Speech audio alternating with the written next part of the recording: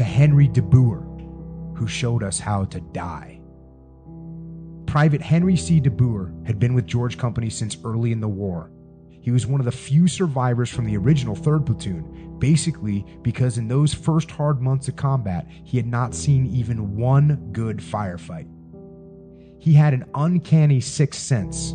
He could always tell when the platoon was in for a major bloodletting, and invariably, he'd find an excuse to be somewhere else. Normally, that excuse was going on sick call, which by regulation he was allowed to do, and you couldn't stop him even though you knew the only thing that was wrong with him was a chronic case of cowardice. He'd pulled his stunt only yesterday as we were saddling up for this very operation. He'd sensed the bloodletting all right, but he hadn't figured that the foggy overcast covering the battlefield would not lift and the attack would be postponed. He'd returned from the dock last night with a clean bill of health, most surprised to see us. Now, de Boer was ashen-faced, hit in the chest or gut. I don't know, there was a lot of blood, and well into shock. I knew he wasn't going to make it. "Come on, de Boer. You're going to be fine. You'll be all right," I said, giving him the old pep talk as I grabbed his jacket collar and started sliding him across the ice.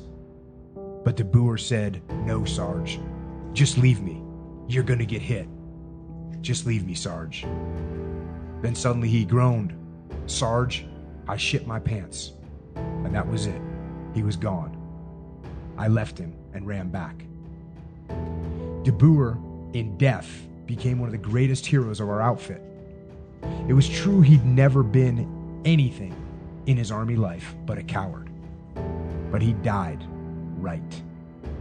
He died like a man. He said, "Leave me. Take care of yourself."